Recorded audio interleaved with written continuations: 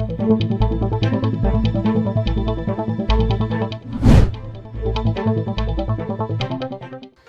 आप देख रहे हैं कैम्पस टाइम्स में नजर डालते हैं उत्तर प्रदेश की खास खबर पर। उत्तर प्रदेश के अस्पतालों में मरीजों के स्वास्थ्य के साथ हो रहे खिलवाड़ और लापरवाही के अनेक किस्से अक्सर सामने आते रहते हैं। इसी से जुड़ा एक और नया मामला सामने आया है, जहां गर्भवती महिला की नर्सिंग होम में जान चली गई। आपको बता दें कि सीतापुर के सकरन ब्लॉक के ग्राम घटिया खुर्द की आशा बहू अपने तय कमीशन के लालच में गर्भवती महिला को सीतापुर नगर के लखनऊ सिटी अस्पताल में भर्ती कराया। परिजनों के अनुसार महिला का प्रसव कमलेश कुमार ने कराया है, जो अप्रशिक्षित है और पूर्व में एक प्राइवेट नर्सिंग होम में कंपाउंडर का कार्य करता था। प्रसव के उपरांत महिला की हालत बिगड़ गई, जिसके बाद महिला की मृत्यु हो गई। ऑपरेशन करे के बाद में देखे ना है। हाँ, देखे चाहिए खून चल रहा कि ना चल रहा है। लापरवाही से डॉक्टर लापरवाही सगरी करी ने लखनऊ से टीम आई थी, ऑपरेशन करके चली गई। ठीक है, किसी कारण में मरीज सीरियस हुआ, हम रेफर कर दिया उसको। अब रास्ते में एम्बुलेंस में कैसे क्या हुआ, उनके द्वारा ये बताया गया कि जो है मृत होने के बावजूद जो है आपके द्वारा ऑक्सीजन में रखा गया काफी देर। नहीं। राजधानी लखनऊ में ऑल इंडिया शिया पर्सनल लॉ बोर्ड के जनरल सेक्रेटरी मौलाना यासूफ अब्बास ने मुहर्रम को लेकर डीजीपी उत्तर प्रदेश द्वारा जारी की गई गाइडलाइन का विरोध करते हुए कहा है कि ऑल इंडिया शिया पर्सनल लॉ बोर्ड इस गाइडलाइन की निंदा करता है और ये जो पूरी गाइडलाइन डीजीपी की तरफ से सर्कुलर जारी है, उसे पूरे उत्तर प्रदेश में मुहर्रम को लेकर के उनके किसी वहाब मित्र ने बैठकर पूरे सर्कुलर को तैयार किया है। मौलाना ने कहा है कि कल इस मसले पर ऑल इंडिया शिया पर्सनल लॉ बोर्ड की अहम बैठक उनके आवास अवध पॉइंट खास पर शाम 5 बजे बुलाई गई है, जिसमें बोर्ड कई अहम फैसले लेगा।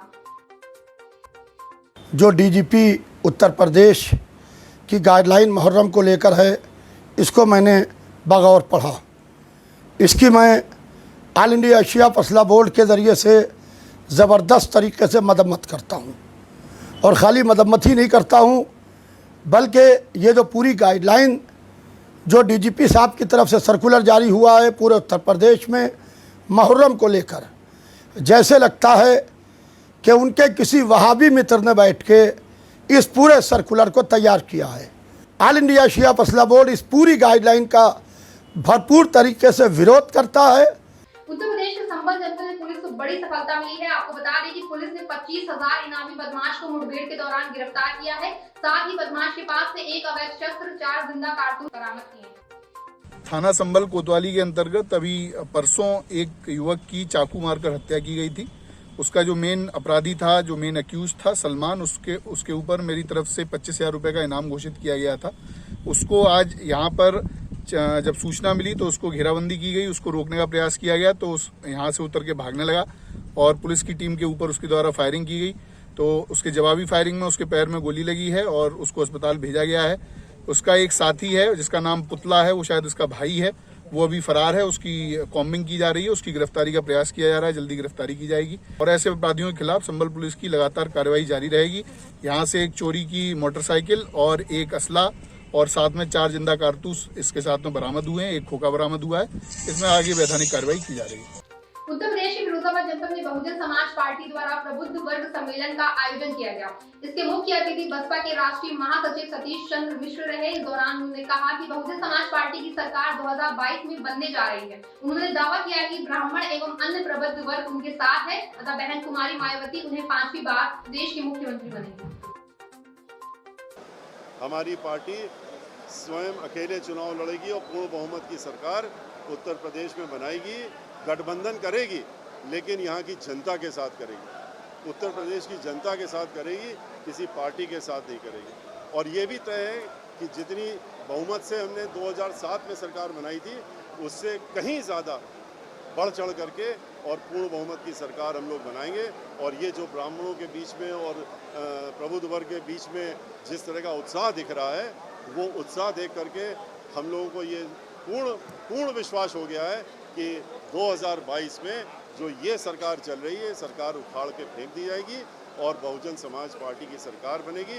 बहन मायावती जी इस प्रदेश की 5वीं बार मुख्यमंत्री बनेगी। उत्तर प्रदेश के आजमगढ़ जनपद के सगड़ी तहसील क्षेत्र के बाट रावी क्षेत्र का जिला पंचायत अध्यक्ष विजय यादव ने निरीक्षण किया है। इस दौरान उन्होंने गांगेपुर आबादी रिंग बांध व ठोकर कटान का निरीक्षण कर अधिशासी अभियंता दिलीप कुमार से बचाव के लिए किए जा रहे कार्य की जानकारी ली और आबादी रिंग बांध वाले बचाने के लिए तेजी से कार्य करने का निर्देश दिया है। देखिए, धाराएं तेज होती जा रही यहाँ पर नदी की हैं। जो पुराने बांध मिट्टी के बने हुए थे वो धीरे धीरे टूटते जा रहे हैं। तो हमारे अधिकारियों से बात हुई तो ये हुआ कि थोड़ा वाटर लेवल कम होगा। तो इस बार जो बजट आया हुआ है कि प्रोजेक्ट के हिसाब से इस बार सॉलिड बांधे बनाए जाएंगे और 3 बांधे हैं जिसको पानी की धाराओं को रोकेगा, जिससे ये जो मेन बंधा है इसकी सुरक्षा होगी उससे।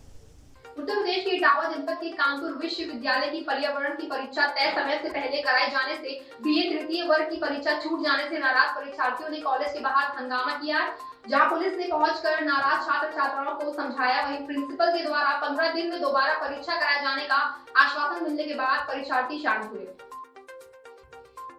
सर, हम लोगों का एग्ज़ाम नहीं हो पा रहा है और देखना 3rd ईयर है और हम लोग कैसे एग्ज़ाम दें, और नहीं देते हैं तो हम लोग फेल होते हैं इस एग्ज़ाम नहीं देने के बाद में, और डिग्री भी नहीं मिलेगी अगर ये एग्ज़ाम नहीं दिया तो।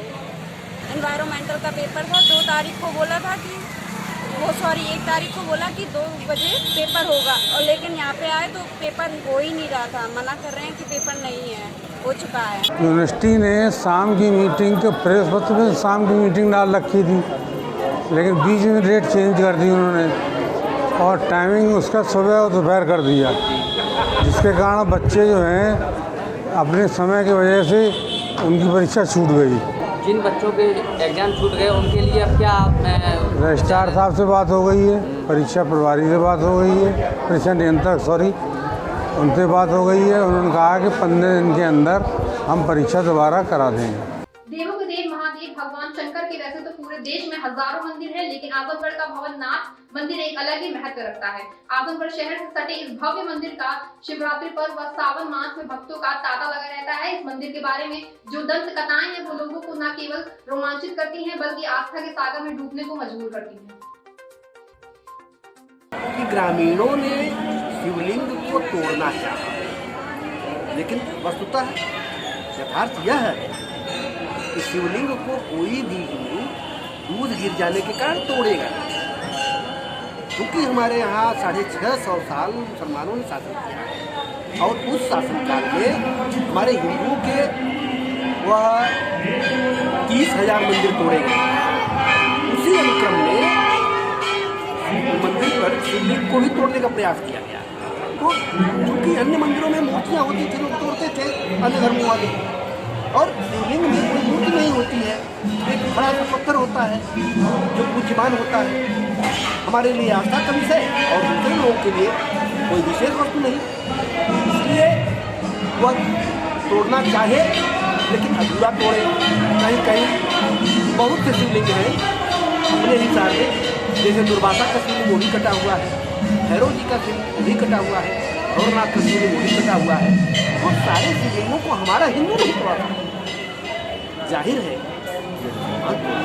वह हमारे धर्म का विरोध किया, और यहाँ पर जब भी शिवलिंग को तोड़ा जा रहा था तो भौरे अचानक नीचे से बहुत से भौरे निकले, खबर था ही, और वे भौरे तोड़ने वालों को काटने लगे। इसके नाते हम हिंदुओं ने इनका नाम भ्रमरनाथ रखा। अब यह भ्रमरनाथ कब से है, किसने पहले जाना, ये सारी कथाएं जो है अनंत काल की है। शिव सनातन है, परम ब्रह्म है, परम शिव, परम कल्याणकारी है हमारा। उत्तर प्रदेश के संत कबीरनगर जनपद के गाय घाट गोवर्धन घाट में आयोजित एक धार्मिक अनुष्ठान में डॉक्टर उदय प्रताप चतुर्वेदी अपने लंबे काफिले के साथ पहुंचे। गाय घाट निवासी राणा सिंह और उनके समर्थकों ने उनका जबरदस्त स्वागत किया। वहीं डॉक्टर उदय प्रताप चतुर्वेदी के साथ जिला पंचायत अध्यक्ष संत कबीरनगर बलराम यादव, पूर्व ग्राम प्रधान आदि उपस्थित रहे। उत्तर प्रदेश के संबल जनपद में भारतीय जनता पार्टी के जिला कार्यालय पर प्रधान क्षेत्र पंचायत सदस्य और जिला पंचायत सदस्यों का सम्मान समारोह आयोजित किया गया, जिसमें भाजपा कार्यकर्ताओं ने डॉक्टर श्याम प्रसाद मुखर्जी एवं भारत माता के चित्र पर माल्यार्पण कर कार्यक्रम शुरू किया गया।